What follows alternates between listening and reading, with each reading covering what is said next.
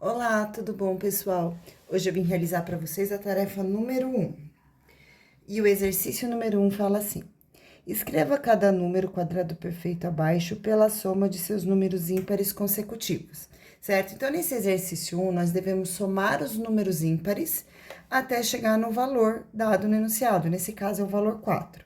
Então, o primeiro número ímpar é o 1, depois do 1 vem o 3, somente números ímpares, tá? Então, 1 mais 3 é igual a 4. Cheguei no valor que o enunciado pediu, então é isso que vocês devem fazer. Agora, vamos para o 49. Então, nós vamos somar todos os números ímpares numa sequência até a soma de todos esses algarismos ter como resultado o número 49. Então, vou fazer 1 mais 3, 4, mais 5, 9. 9 mais 7, 16. 16 mais 9 é igual a 25. 25 mais 11 vai ser igual a 36. 36 mais 13 vai ser igual a 49. Então, isso aqui é igual a 49, a soma desses números, portanto, já está aqui a resolução. Esse próximo valor aqui, que é o número 256, tá vendo que a resposta tá aqui, eu não cobri. Então, depois do 13, aí vai fazer soma 15, 17, 19, mais 21, mais 23, mais 25, mais 27, mais 29, mais 31. Então, somando todos esses números ímpares consecutivos, o resultado é igual a 256, tá bom? Vamos agora para o exercício número 2. Decompõe os números abaixo em fatores primos, identifique aqueles que são quadrados perfeitos e extraia sua raiz. Muito bem, então vamos começar. Lembrando que um número, para ele ser considerado um quadrado perfeito, ele precisa ter o seu expoente após a decomposição, ele precisa ter expoentes pares. Então, vamos começar aqui, o primeiro número primo, que é o número 2. Então, vou colocar aqui, ó, números primos, só para relembrar, quem não lembra. 2, 3, 5, 7, 11 e continua, certo? Então, vamos começar agora com 252, que é um número par, portanto, eu vou começar pelo número 2. 252 dividido por 2 vai ser igual a 126. Divide por 2 de novo, 126 dividido por 2 é igual a 63. Próximo número primo agora é o número 3, porque o 2 já não é mais possível, então eu vou dividir por 3, que é igual a 21. E 21 é divisível por 3, então 21 dividido por 3 é igual a 7. E agora, 7 é um número primo, só vai ser divisível por ele mesmo e dá o resultado igual a 1. Então, esta fatoração, esse número escrito na forma fatorada, fica 2 ao quadrado, vezes 3 ao quadrado, vezes 7. O 7 que está sem expoente é elevado a 1. Como este valor 1 é um número ímpar, significa que nós não temos aqui um quadrado perfeito. Então, aqui eu vou responder, não é um quadrado perfeito. Muito bem, vamos agora para o próximo, que é o 343. Então, 343 não é divisível por 2, porque é um número ímpar.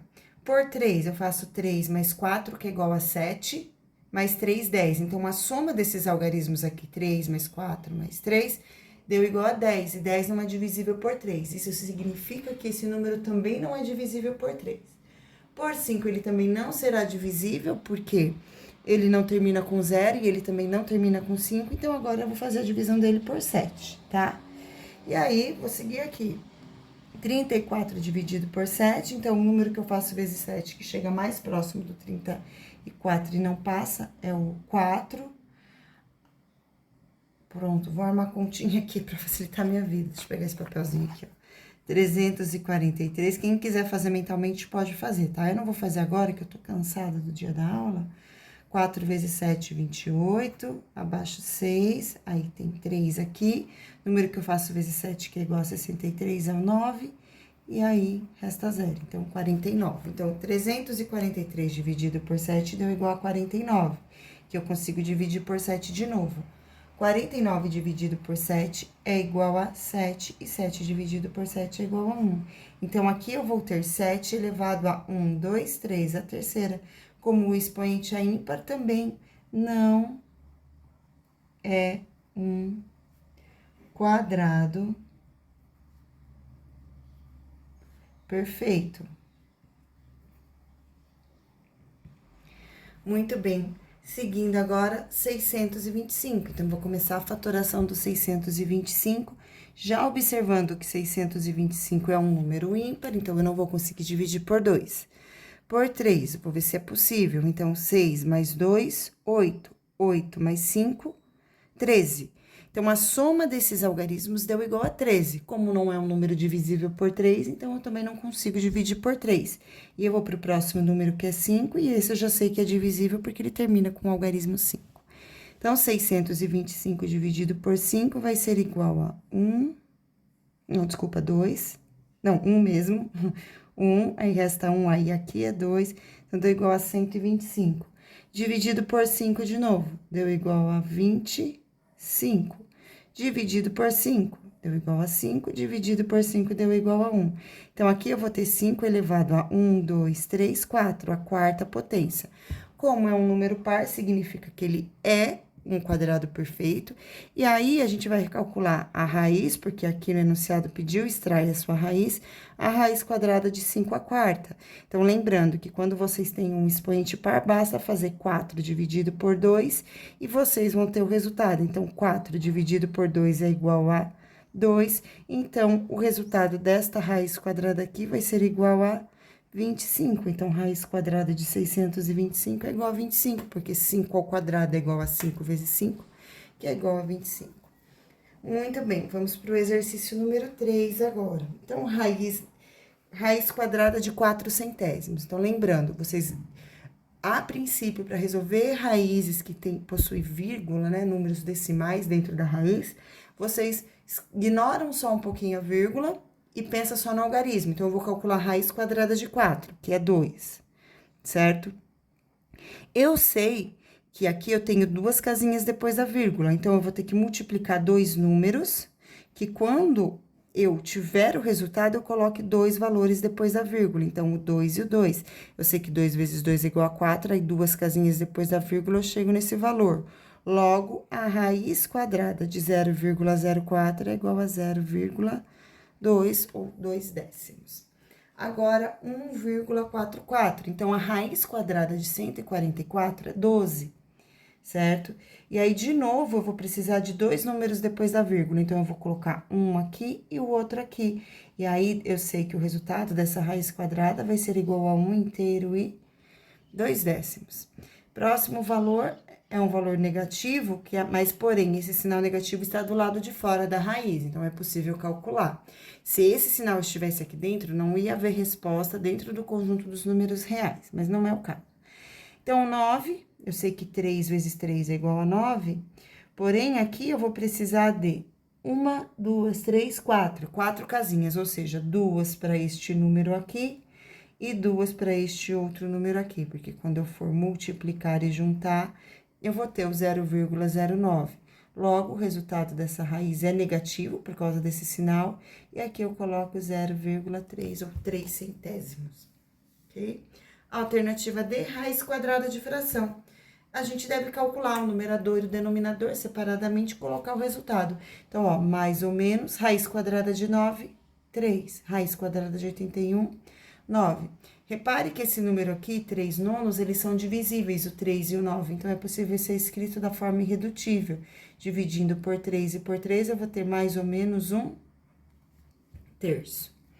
Seguindo, raiz quadrada de 49, 7. Raiz quadrada de 4, 2. Agora, aqui eu tenho 16. Então, eu sei que a raiz quadrada de 16 é 4. Vou colocar o 4 aqui e vou colocar o 4 aqui. Vou contar quantas casinhas tem depois da vírgula. 1, 2, 3, 4, 5, 6, 7, 8. Tem 8 casinhas, então eu vou precisar de 4 aqui, ó. 1, 2. Já foi 3, 4 para um número e 4 para outro valor também. 1, 2, 3. E aí, se eu fizer a multiplicação deste número por este, eu tenho este. Logo, a raiz deste valor aqui vai ficar sendo a 4 unidades de milésimos, tá bom? Próximo, 484. 484, a raiz de... Aqui é 4, né? Mas aí a gente faz o ajuste da vírgula. A raiz quadrada de 484 é igual a 22. Então, eu vou ter o 22 aqui. Tem um sinal negativo do lado de fora, eu coloco. Como aqui são duas casinhas, eu vou colocar uma casinha nesse número e uma nesse, porque quando eu juntar as duas, eu vou ter as duas casinhas. E aqui, como resposta, eu vou ter menos 2,2. Então, aqui é o número 2, tá? 2,2. 2 inteiros e 2 décimos. Próximo valor é o 484 de novo, então, eu já sei que é o 22 novamente. Mas, nesse caso aqui, eu tenho 1, 2, 3, 4 casas, então, eu vou ter que colocar duas aqui, vezes outras duas aqui, que vai ser igual a 0,22. Bom, pessoal, essa foi nossa videoaula de hoje. Espero que vocês tenham gostado. Qualquer dúvida, estou à disposição de vocês na sala de aula. Beijos e tchau!